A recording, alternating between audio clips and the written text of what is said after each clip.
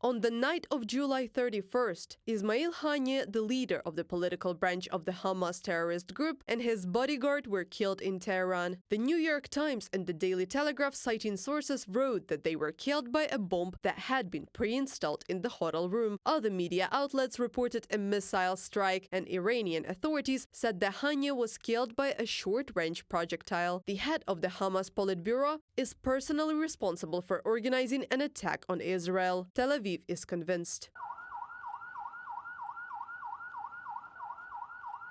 Hamas and Iran have blamed Israel for the elimination of Haniyeh. Iran's supreme leader has ordered a direct strike against Israel, the Financial Times reported, and an Iranian diplomat told the Wall Street Journal that Tehran's response will be, quote, quick and tough. Less than a week after Haniyeh's elimination, Russian Security Council Secretary Sergei Shoigu arrived in Iran. He met with the country's president and the army chief of staff. Although Shoigu himself said he came to develop cooperation in the economic and transport sectors, the real purpose of the talks was to supply Tehran with Russian arms. Analysts say pacifying Tehran is not in the interest of the Russian Federation.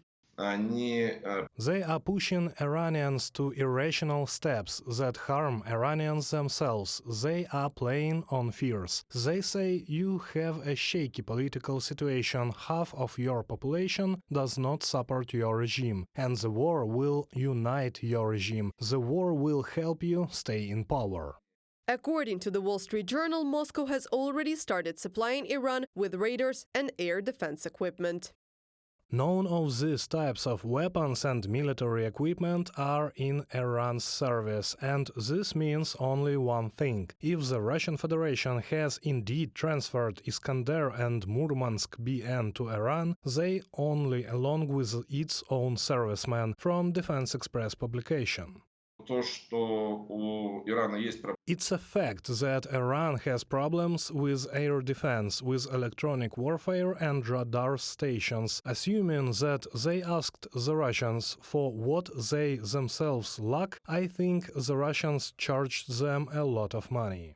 In addition to the threat from Iran, Israel is also preparing for a possible attack from another ally of Tehran, the Hezbollah terrorist group. Israeli publication Vela writes that Israel's security service have already prepared an underground bunker in Jerusalem for operation. IDF spokesman Daniel Hagari said Israel is ready to repel any threat. Reported by Anastasia Tarnavska, Nikita Skoblikov, UATV News.